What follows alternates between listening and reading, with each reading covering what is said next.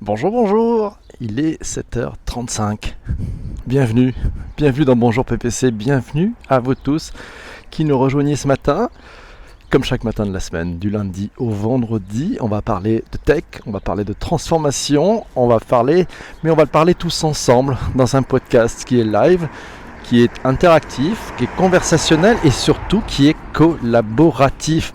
Bienvenue dans Bonjour PPC, si vous ne connaissez pas encore, vous pouvez vous abonner.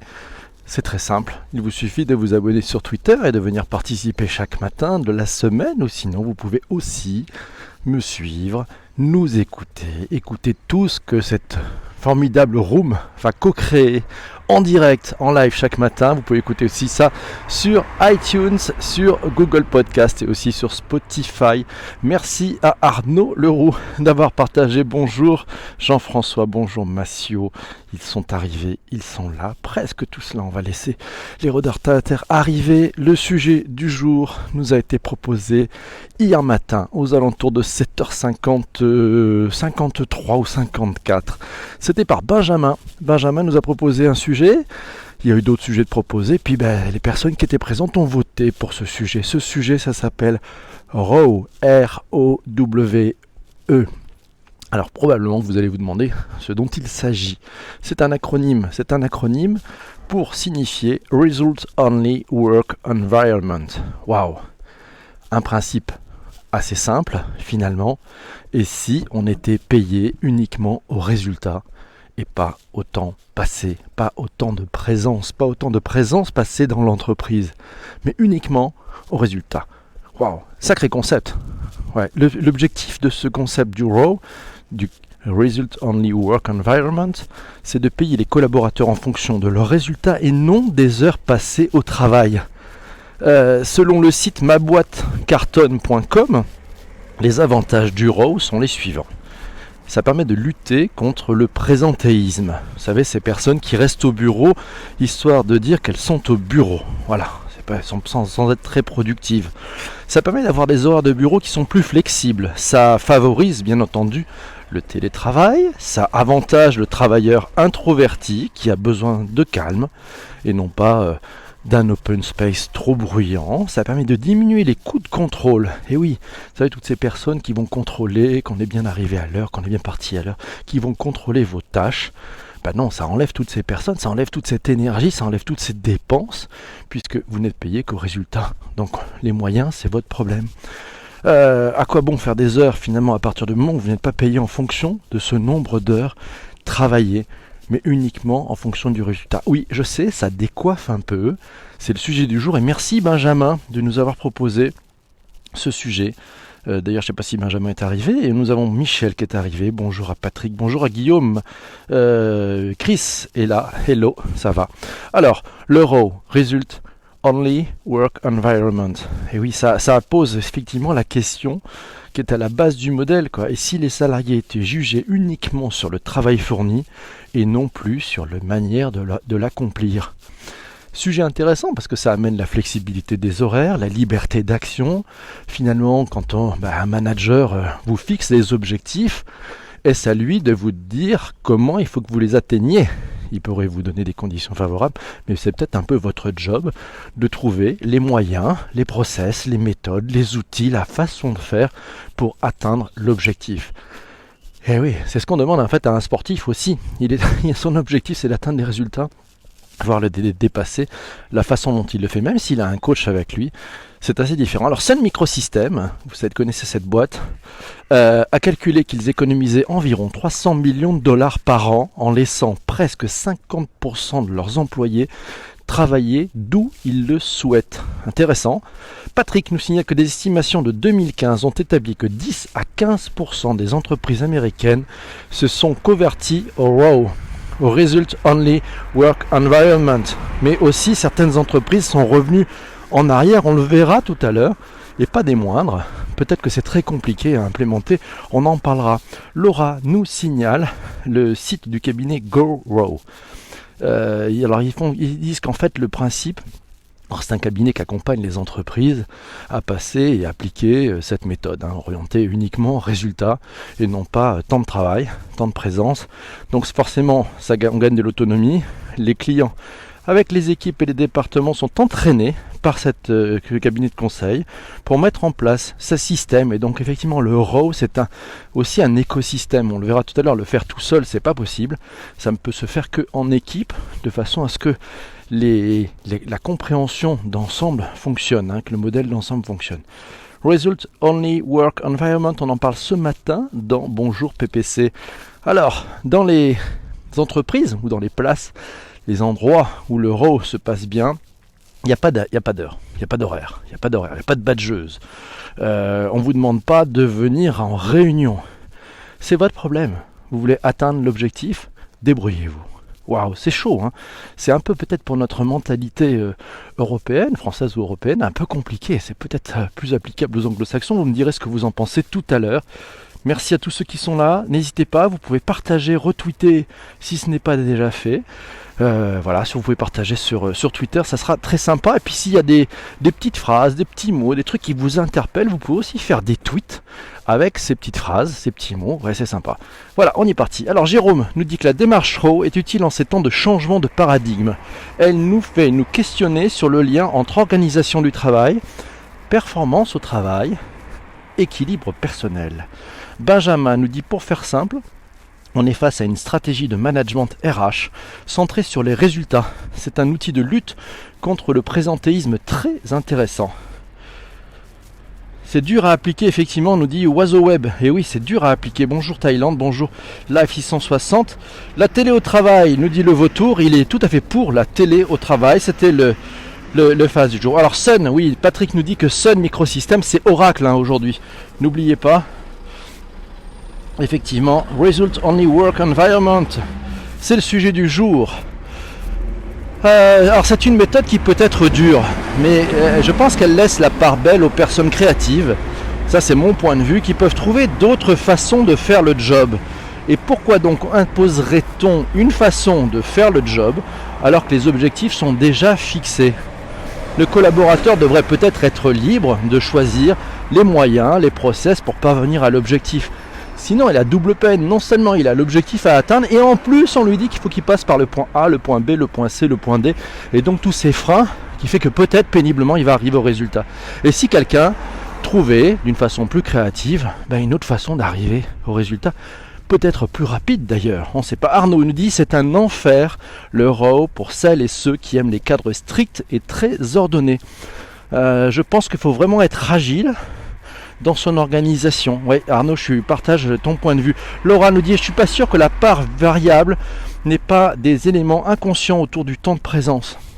Oui, parce qu'on pourrait dire, elle a raison Laura, on pourrait dire, vous savez, la part variable, c'est déjà un result only work environment, c'est-à-dire que c'est orienté résultat. Vous avez votre salaire pour votre job, et puis si vous faites des choses extraordinaires, des choses compliquées, des choses difficiles, vous avez un trimestre, 2 semestres, un semestre, 1 an pour atteindre ces objectifs de part variable.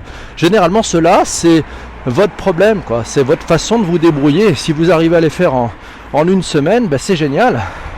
Mais c'est que la part variable, c'est pas le reste. Alors Laura nous signale effectivement qu'il y a peut-être des éléments inconscients autour du temps de présence, forcément, parce que les parts variables, il y a peut-être aussi un facteur subjectif, un facteur à la tête du client qui peut jouer, et donc c'est celui qui sera bien présent surtout au moment des calculs de parts variables et qui aura mené 2-3 trucs qui pourra peut-être être en haut de ce qu'on appelle le top of mind.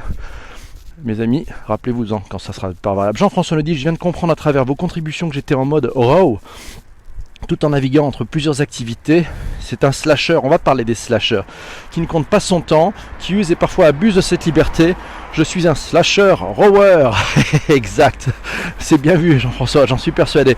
Alors, RAW, c'est pas un système c'est pas un programme de délégation managériale, en fait c'est vraiment du management plutôt orienté innovant. Chaque personne dans l'organisation est 100% responsable et 100% autonome.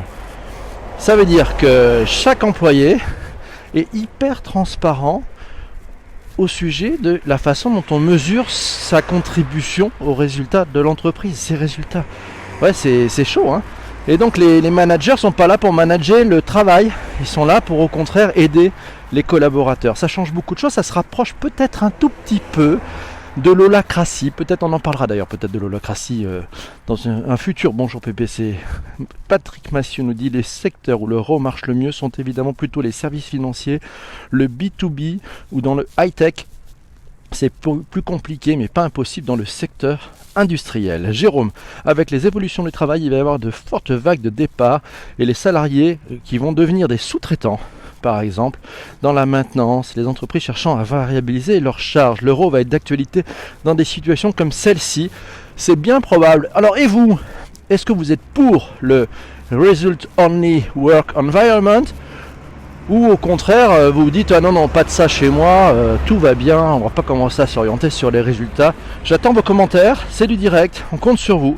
Corinne nous dit, 25 ans que je fonctionne ainsi, toujours mettre des mots sur des nouveaux derrière des choses qui existent, m'amuse. Et Jérôme, la question de l'autonomie et de l'évaluation du travail est centrale. Pas sûr que ce soit le point fort des organisations et du management. Ah oui, ça évite. C'est vrai que je partage le point de vue, Jérôme, il y a sûrement une nécessité de revoir l'intégralité du logiciel managérial. Donc c'est très vaste, c'est vraiment quand on dit c'est Result Only Work Environment, c'est pas juste Result Only, il faut que tout l'environnement de travail soit conçu pour cela. Donc c'est un travail de toute l'entreprise. Ce qui me séduit moi avec l'euro, c'est que ça évite de cramer du temps pour rien. Et ça oblige finalement chacun à être assez malin pour répondre à l'objectif. Alors est-ce que c'est un enfer pour les personnes qui sont perfectionniste ou peut-être même besogneux, je ne sais pas, probablement. Merci le sexe dans la cité qui vient de partager sur Twitter. Et puis il y a peut-être cette solitude, la solitude face à votre objectif. Ouais, finalement, est-ce que ça va pas amener des dérives qui sont, finalement, c'est votre problème, c'est vous qui êtes tout seul face à ça, et puis personne va vous aider dans l'entreprise, et les gens sont tellement sur leur objectif que, tu sais, moi je peux pas t'aider parce que j'ai mon objectif à faire. Donc ça peut peut-être enlever une certaine entraide entre collaborateurs, entre collègues, ce qui est finalement un drame, puisque l'entreprise c'est aussi, je dirais, une entraide entre collègues pour parvenir à l'objectif. Tout seul, c'est très compliqué de parvenir à un objectif.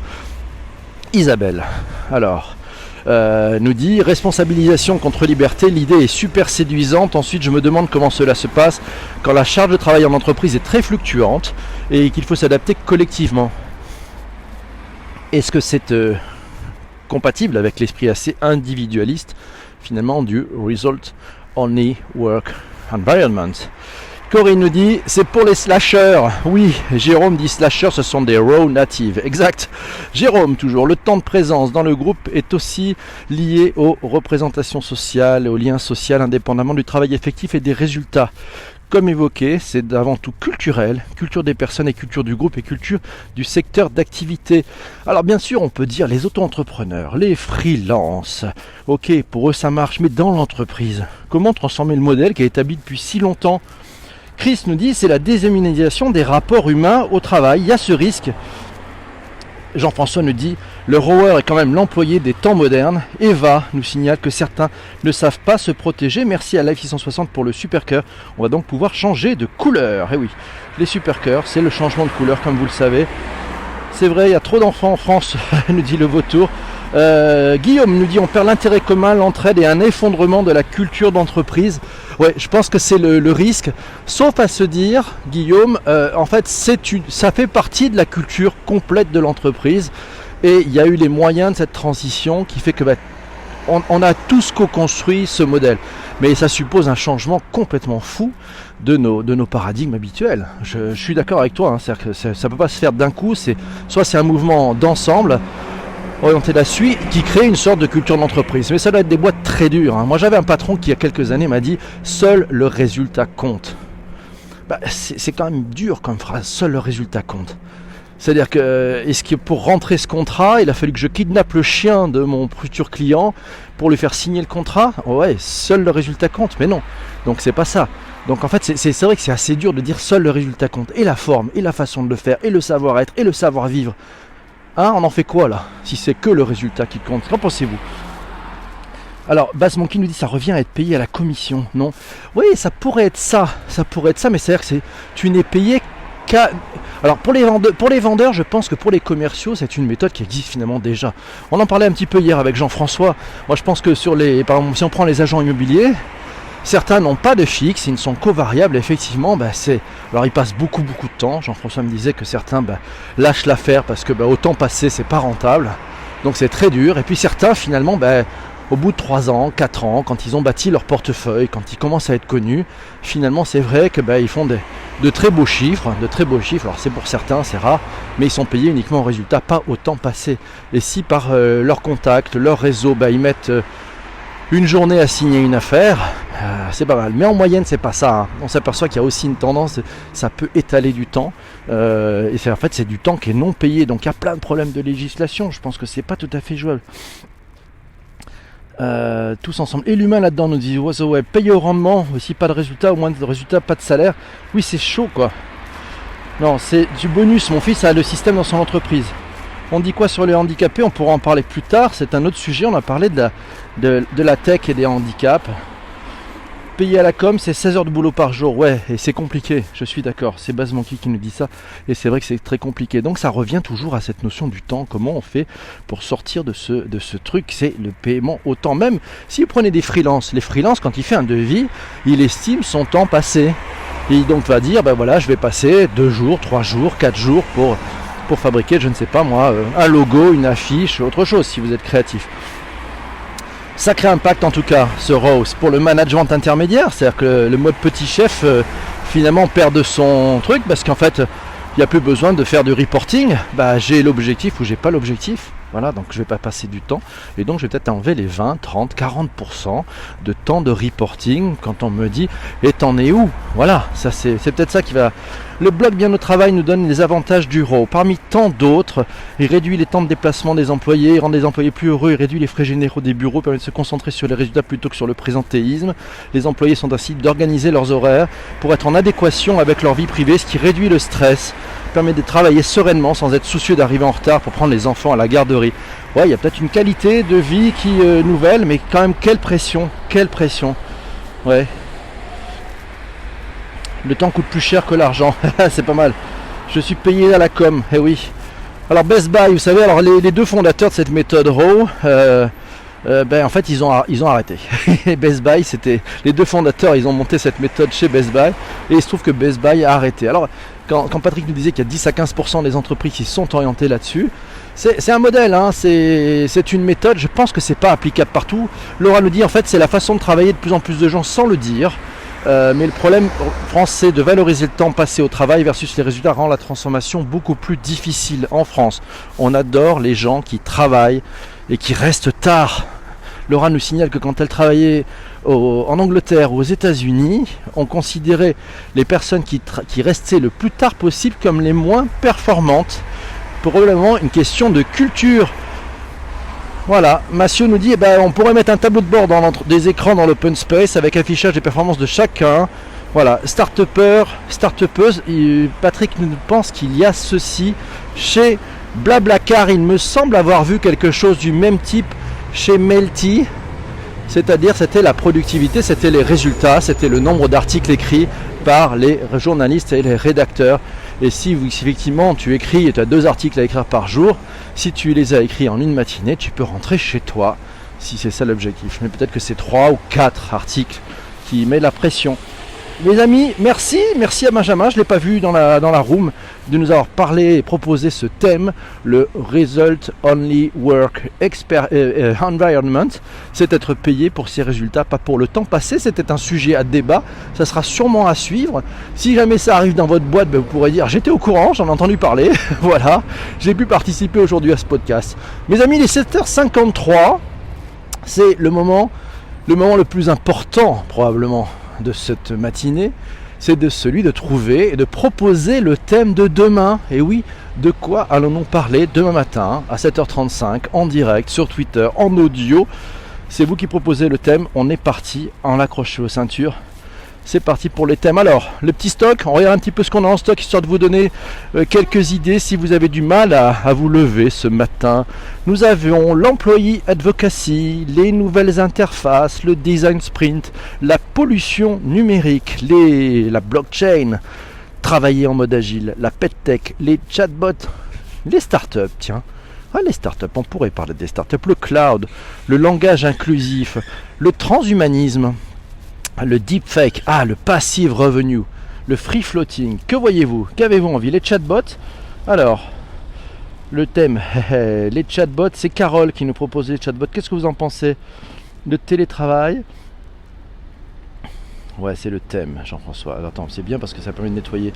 Le cloud, le handicap, c'est la semaine du handicap, William.